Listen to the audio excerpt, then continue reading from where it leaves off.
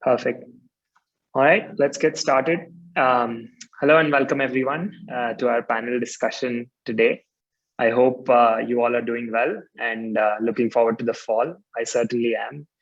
I'm Kalyan, co-founder and CEO of Alma Base, and I'm thrilled to be joined by my wonderful co-panelists, Patty and Mike. Patty Newby is the Associate Director of Signature Events at Ohio Wesleyan University. Thanks again for joining us, Patty. I'm delighted to be here. And Mike Gombita is the Assistant Director of Alumni Engagement at Misericordia University. Thanks for joining us, Mike. Really happy to be here and excited to be a part along with Patty and you for a webinar. Absolutely. Before we dive in to the topic for today, let me just quickly run through the logistics of how this is going to work while I see more people trickling in. So as attendees, all of you will be muted by default. Only the panelists, the three of us, will be unmuted. You'll only see videos of the three of us. Feel free to ask questions anytime during the webinar. You don't have to hold your questions till the end. Just type it into chat and we'll respond to those questions as soon as we can. And a recording of the entire session will be sent to each of you after the webinar. And in terms of the format of this webinar itself, it's more of a panel discussion. So there's going to be more of a conversation, less of presenting information on slides. So I'll still use these slides primarily to provide visual reference to which topic we're talking about. I've prepared some questions that I will discuss with Patty and Mike, and then we'll sort of open it up for questions that you all might have as well. So that's going to be the agenda for today. It's fantastic as always to see so many of you joining us. Welcome again for those of you who've just joined. I'll sort of just take a minute to set the context for how this webinar came together. So until 2019, obviously, none of us even heard of the word COVID. We didn't know what that was. We didn't know what stay-at-home orders were.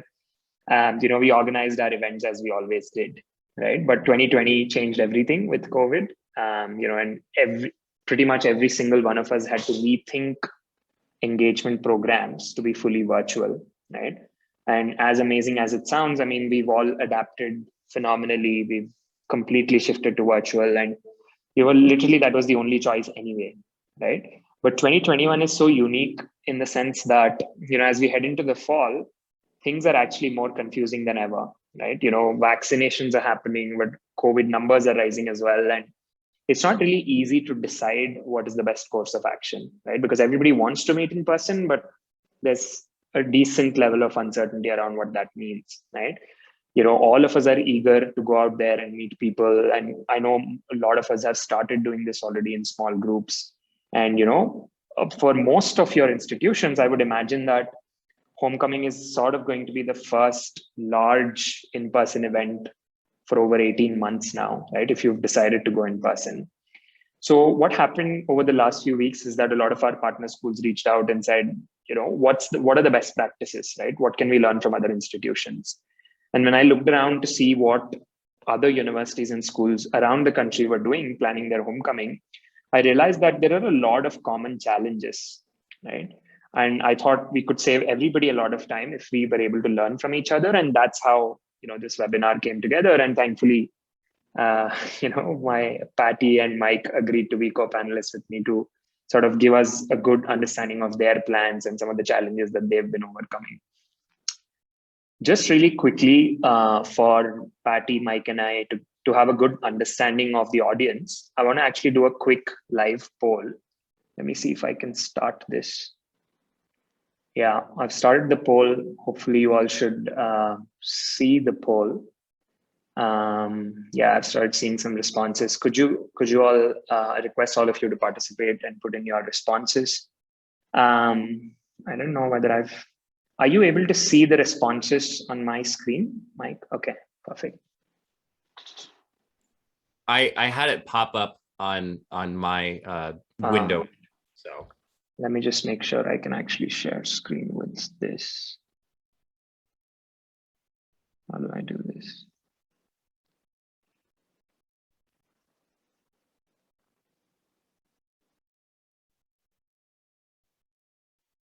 Can you now see these responses? Not yet. Interesting. Hold on.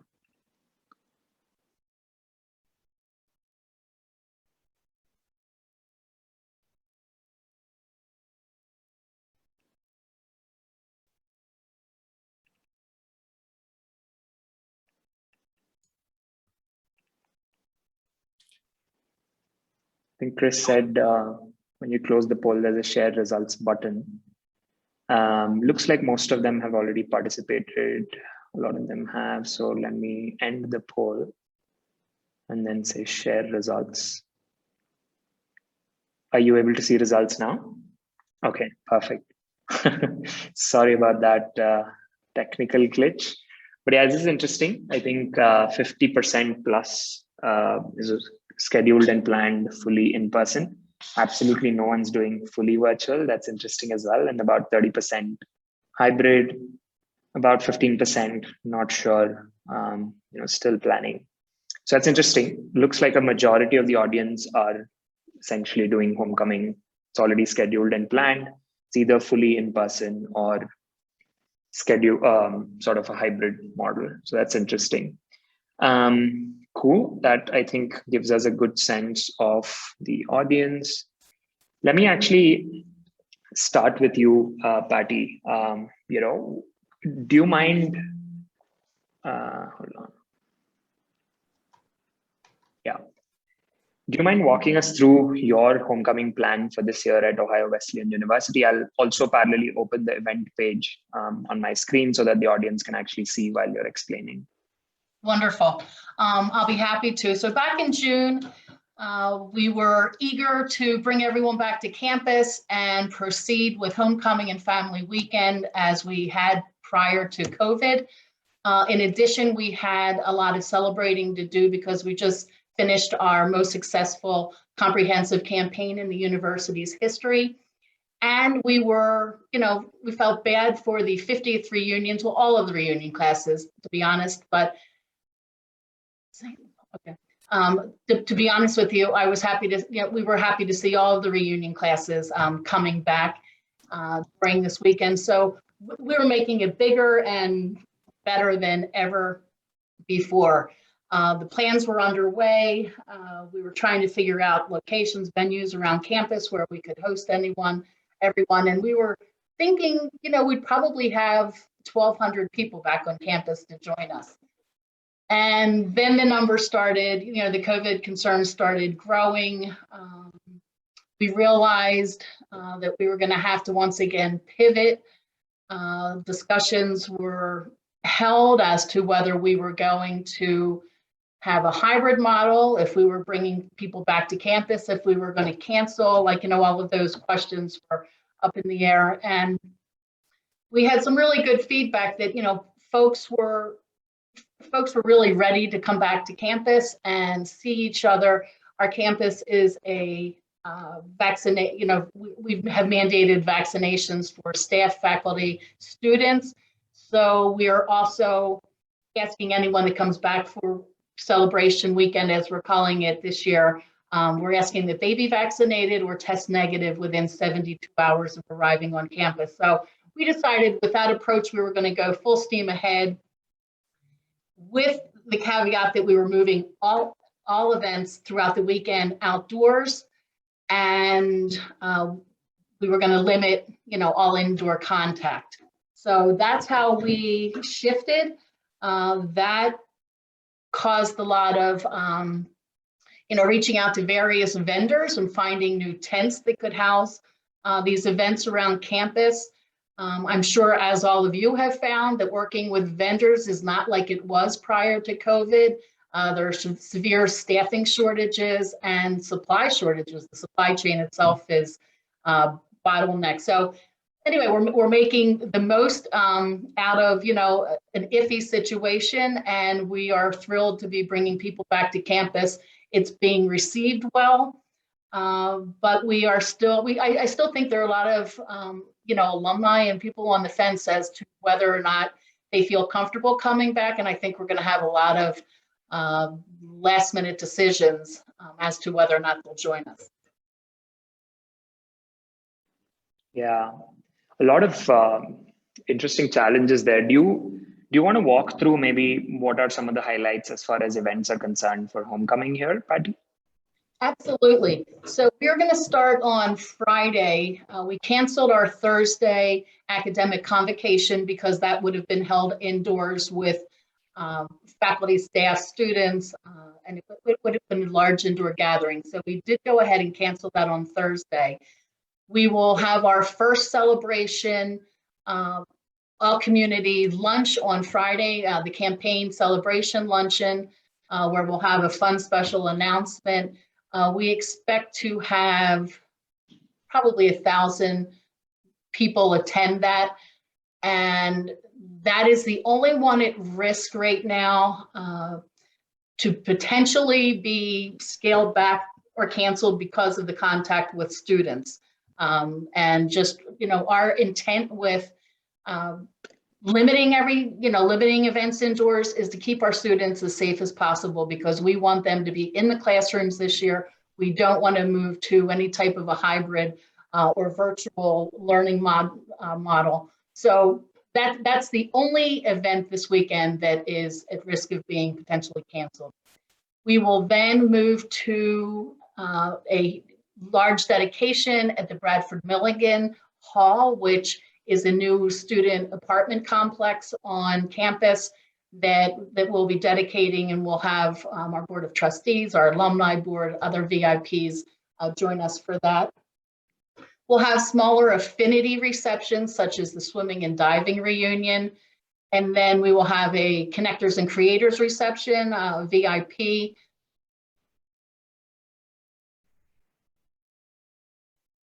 On campus, and then Bishop Fest.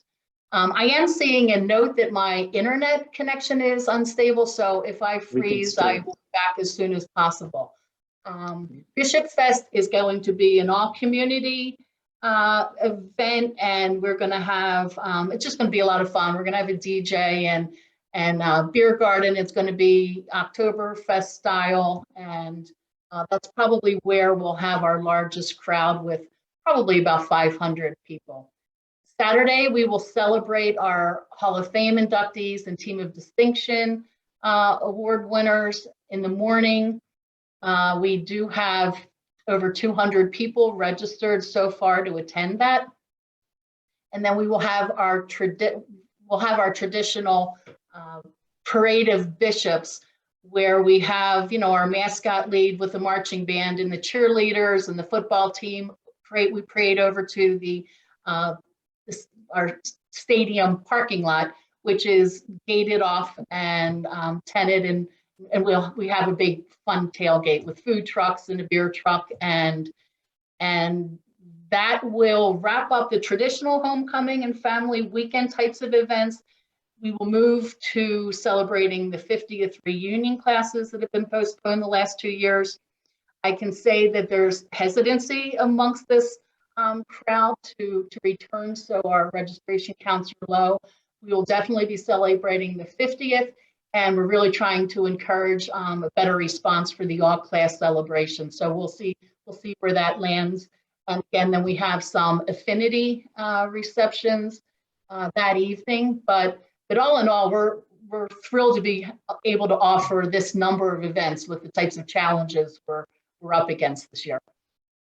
Wow, you've got so much packed in those couple of days. I'm sure you've got a lot of running to do, Patty. Mike, if I could have an extra week, I'd be in good shape. That's true. Mike, can you walk us through your homecoming plan and how that's shaping up? Absolutely. Now, I don't want to compare to Patty's homecoming weekend or celebration, but to distinct a few events that Patty has mentioned that's different from our homecoming. Our family weekend is separated from this homecoming. Our reunion weekend is separated from this homecoming. So the homecoming that we usually planned at Misericordia is dedicated to all are welcome. However, it more so tailors to the graduates of the last decade and a little bit after that as well.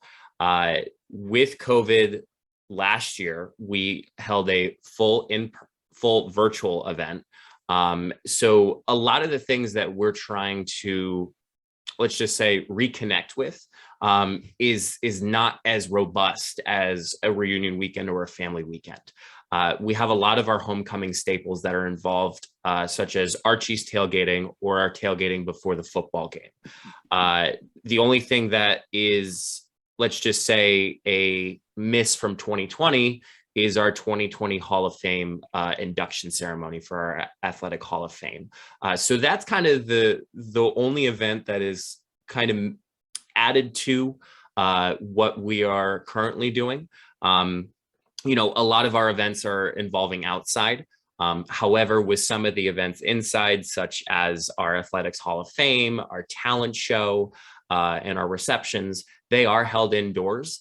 But we are following all of our CDC guidelines as well as all of our university guidelines that have been set forth early on in the semester. There are written messaging. There's messaging that's included in our details page of our registration page that is saying when you are indoors, you are required to wear a mask unless you are eating or drinking.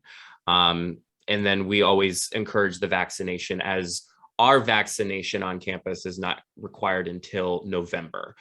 So we haven't hit that point yet where our university's guidelines are meeting with public guidelines as well. So to talk about more so just the events that are happening itself, Friday night is usually the start of the night with our induction ceremony, our reception, our student talent show, which is usually a very big hit. And then Saturday is where most of our day is. We are starting off with a Cougar Brew, which is with our new 15th president, Dr. Daniel Myers. With that, he gets to mingle with some of our alumni that have registered for that event. And most of that day comes with the tailgating.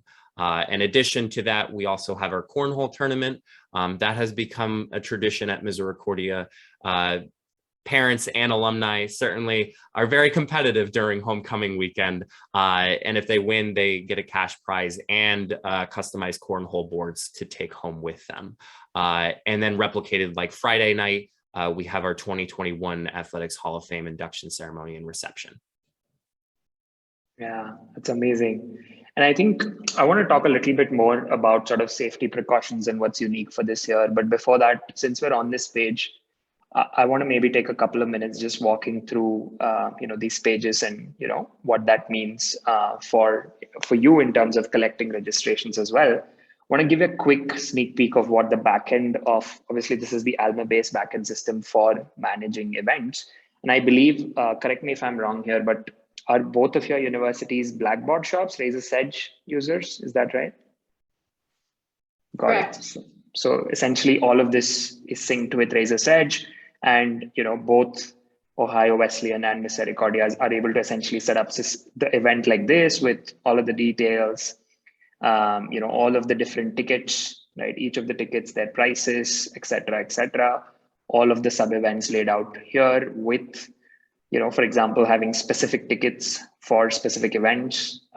You could associate tickets with each event as well, and be able to set up all of the discount codes and, the right contact persons, the ability to accept gifts. So all of this is really straightforward to be able to do, but obviously, again, everything syncs with Razor's Edge. You're able to see all of your guests right here, in terms of all of the people, how many people have registered but have not yet paid, etc. All of this is right here. Similarly, on the Misericordia side as well, you have the ability, for example, to schedule out communication, which is what Mike's done here, schedule out some communication for all of the guests, all of the reports right here in terms of the statistics, and then the ability to sync all of this with Razor's Edge as well.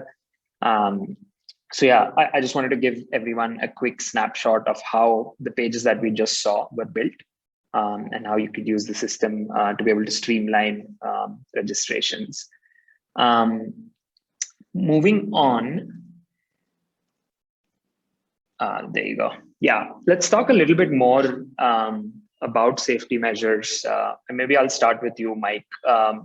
Since you said that some of your events are indoors, and the fact that some of those events have students involved as well, Beyond the messaging and the guidelines, are there anything else? Is there anything else that you're doing in terms of safety measures? Certainly.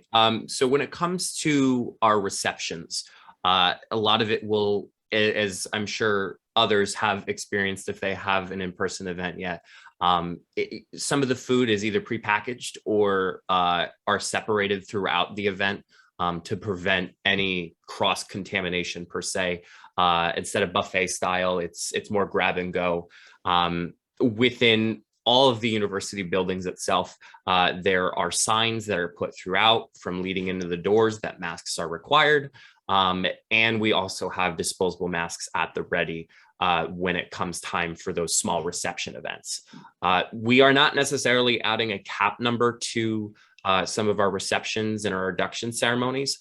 However, we are monitoring that, and it allows us to space either properly some of the reception rooms or some of the setups for some of our induction ceremonies and things of that nature. Gotcha. Yeah, that's helpful. And I think it's always a tricky thing, safety, right? Because obviously you don't want even one person to get infected. You want to try and reduce that probability. Patty, I know you said that a lot of your events are outdoors except that one luncheon, right? Are you taking any particular safety precautions, any other measures beyond what Mike spoke about? Well, Mike brought up a good point. Even though our events are going to be held outside, we will have some hot items served buffet style, but salads, desserts, anything that we possibly can provide individually wrapped will be presented that way. And we will have sanitation stations available at all of the events. We also have signage up, and we are going to allow people to go into various buildings and use the restrooms as needed. We will have disposable masks available for anyone that might forget their mask. We're gonna, in all of our logistics email, we're gonna highly encourage everyone to bring a mask and a second, and again, reiterate the fact that we're inviting vaccinated constituents back or those that have had a negative test, in a reasonably short time period before arriving on campus. Gotcha. And as far as, again, Patty, you spoke about the luncheon potentially being under risk, right, of being canceled. How are you dealing with the uncertainty around what's going to happen in the next 2 weeks, and what contingencies are you sort of considering as you go into homecoming? Sure. Well, that luncheon will also be outside, but I can say that if we do opt to cancel, we're not going to cancel that event entirely, because we are inviting people back to campus. They are going to have to be fed. What we'll probably do is open up the dining halls as we normally would, and ask that students eat there, and have the alumni and friends that join us back on campus. We'll stick with the outside tented area that we have designated, and at least that will reduce the numbers, and the chance for any issues. Gotcha. There's a question here from Laura, which I think is relevant. You could probably quickly answer that. And that's for you, Patty. How are you tracking vaccinations and tests? Is there an app that you're using?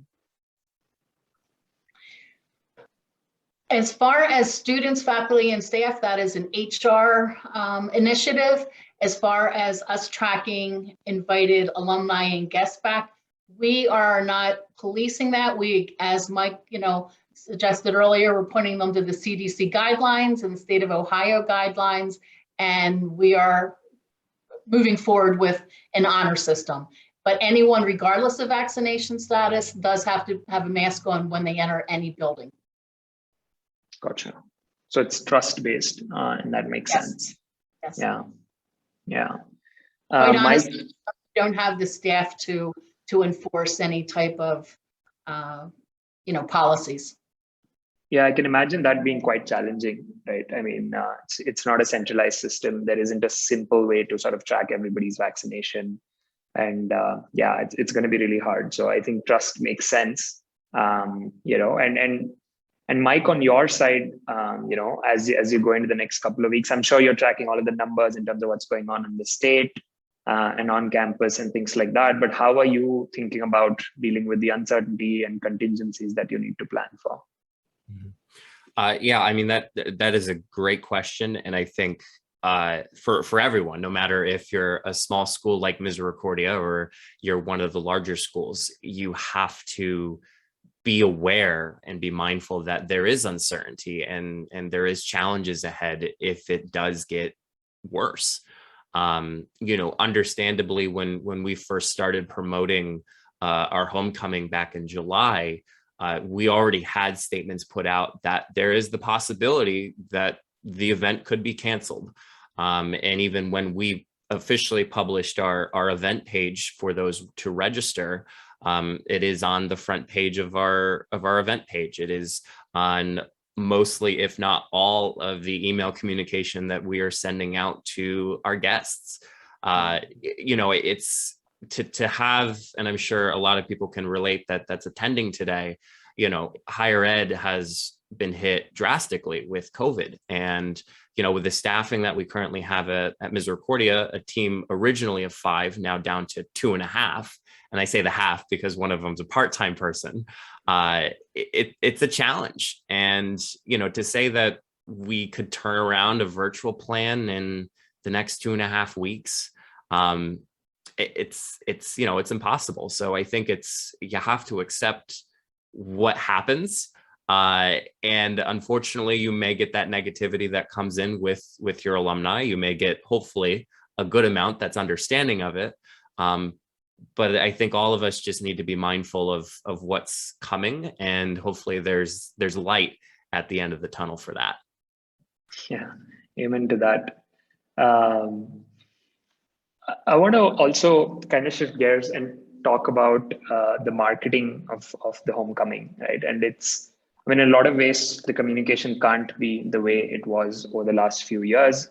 There has to be unique elements to how we market this to our constituents and what kind of messaging goes out. Again, Mike, you spoke about sort of adding a line in every communication, sort of talking about safety, pointing them to the CDC guidelines, potentially including a disclaimer that this event may be canceled. Walk me through what's been unique about marketing the event this year. Well, I think the fortunate thing is, on top of all these extra precautions that we are taking, we have such a really nice and robust marketing system for us as far as promoting homecoming. For the month of September, we've at least had maybe 3 posts a week on social media for our homecoming event. For anybody, I mean, it's taking the sub events that you have within homecoming, and you're promoting them and you're making them unique for that. A little extra tip on top of that, but it's been pretty normal. What we actually did, which was, I don't want to say it was an accident, but it was more on purpose, was we kind of delayed our mailing piece. So we usually have a mailing piece that goes out, and with that mailing piece, it usually goes out originally before COVID, maybe the start of August. We got ours out this past week, just in case, again, the uncertainty, the things that we are expecting. That's probably the most unique thing that has happened to us. But it's been pretty straightforward with our marketing. We're at 50% right now as far as our promotional track. But I think the best thing about our homecoming, as a small school as we are, is people talk about it and people know about it and people register for it. So that's usually the process for that. Yeah, and at 50% of your marketing track, if you're 250 registrations, you're doing pretty well. So well done there, Mike. Patty, what are you seeing? How are you sort of thinking about marketing homecoming this year? Thanks. Well, I must say, at the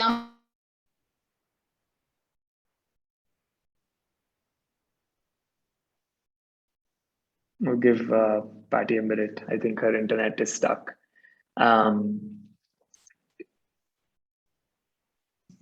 Very helpful tips, but the marketing through the alumni-based platform is robust. You can send videos.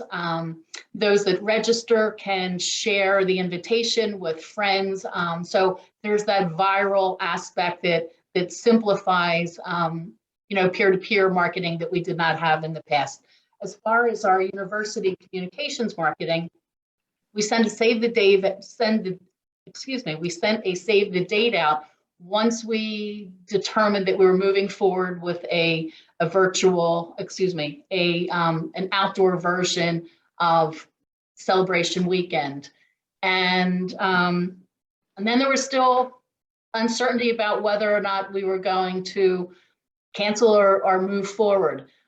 We were vague enough in the save the date postcard, and again said, for those of you making travel arrangements, please make sure that they are flexible.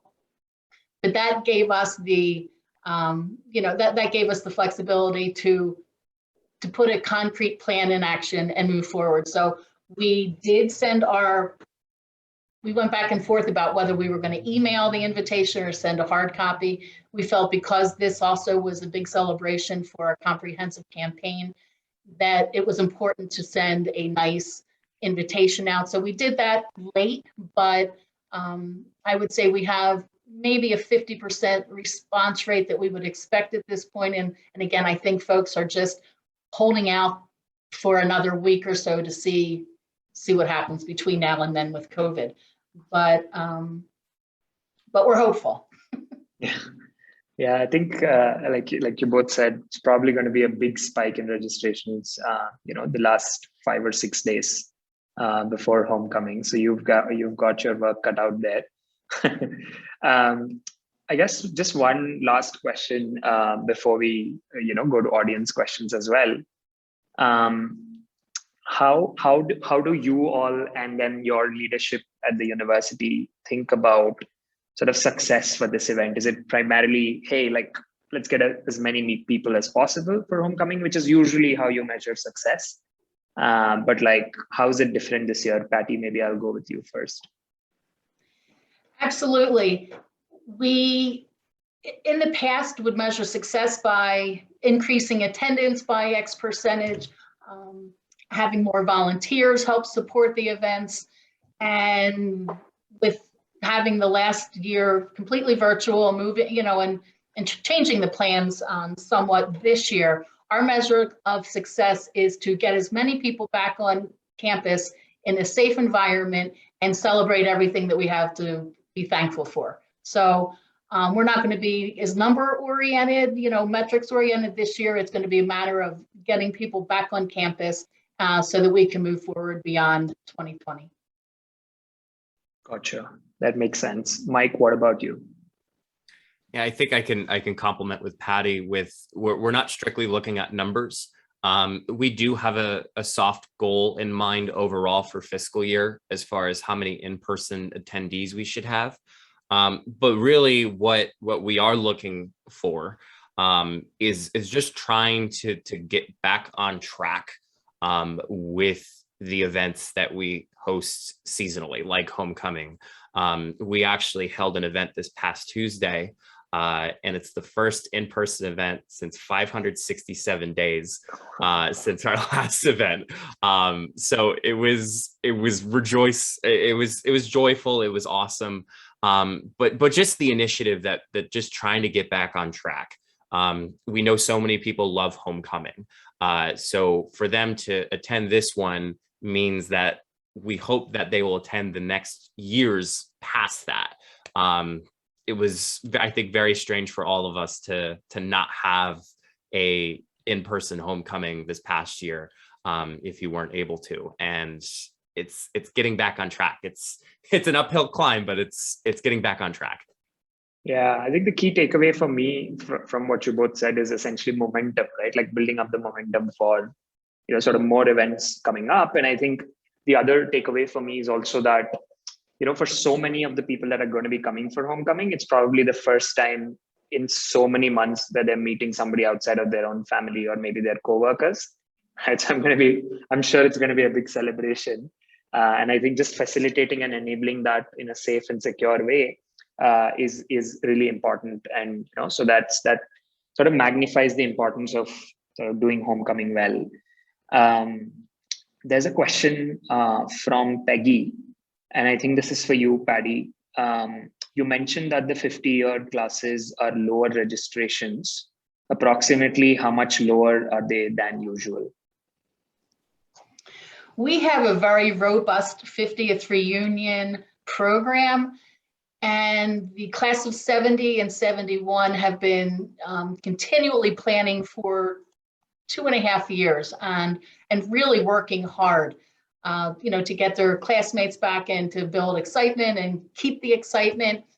And we're just hearing feedback that there are a lot of people that are uncertain and uncomfortable with coming back to the type of crowd that we're talking about. I would say that our registration count is about 1/3 of what we have seen in the past. Gotcha. So I think potentially again, like you're going to see more registrations for those reunions over the next couple of weeks, but maybe you'll end up slightly lower than the usual years. Right, and the other two community type celebrations that we're having on Friday, they're new. They're new to the schedule. We haven't done this in the past, and the registration counts have exceeded what we were hoping for. So, it might teach us a lot about how we move forward. Yeah, that's interesting. And I think going forward, all universities that we are working with, and I'm sure it's the same for the both of you as well, everyone's moving to a hybrid model, right? Like no one's going back to only going to be in-person events for the rest of the year. Everyone's thinking of what parts of our programming are going to have a virtual component, what parts of our programming are going to be in person. So I think this is a good big test for all of that. And I think this will give a lot of good information in terms of how we move forward from here. I think those are all the questions that I have. Let me see, from the audience, if you have any questions, please do type it into chat. And while you're doing that, I just wanted to also quickly announce our next webinar. This is going to actually be around measuring alumni engagement. And I call this the Achilles heel for alumni relations. Everybody talks about it. Nobody does a really good job of it, to be honest. And it's just hard. So we're actually bringing in a couple of interesting panelists from, let me just open this page, actually just make this easier. So we've got Vanderbilt University, New Jersey Institute of Technology, and an independent school, Sarah High School. So 3 panelists. We're going to be talking all about measuring alumni engagement. Let me just put this link on chat. So if anyone's interested, feel free to register. Let's hang in here for a few more minutes and see if there are more questions. Otherwise, we could possibly wrap up. Let's see. Mike, any closing thoughts, any sort of word of advice or tips for the rest of the audience here as we wrap up? I think if there's anything to take away from today's panel and discussion is, and I think we mentioned this earlier in a conversation, is that everyone is just trying to do their best. And to some, it may be the first time they're ever trying to do something. To others, it may be something they've held traditionally, but they're adding a little spin to it. I think all of us, no matter what level of, alumni relations or institutional advancement, university advancement thing that they're working with, is just understanding that you are trying to do your best. And there may be some negativity, there may be some positivity that goes around, but in reality, you are doing the best that you can at 120%. And you are going to have a great event, whether that's in person, virtual, or hybrid. But take it from me is just, you're doing your best. You do you, boo-boo. Amazing. I love that. Patty, any closing thoughts on your side? Mike, I completely agree with you. And, it's really funny. We hear from people, they're just so excited to come back, and they are going to be happy for whatever kind of connections they can make with their classmates and friends. But there are other groups that don't understand why we can't have the smart TV out in a tent with all the bells and whistles that they've had in the past. And, we're just trying to remind them that we are so happy that we can find a place for you outside the tent for you to hold your event, that we're just delighted that you can all come back and, and be together and celebrate with each other. So again, everyone's doing their best, and just, keep on doing what you do best. Absolutely. On that note, thank you so much, Mike and Patty, for taking time out. I know this is like probably the most busy couple of weeks coming up. So I appreciate you all taking the time and educating us with everything that's going on your side. Thanks a ton, and let's stay in touch. Thank you, everyone, for joining as well.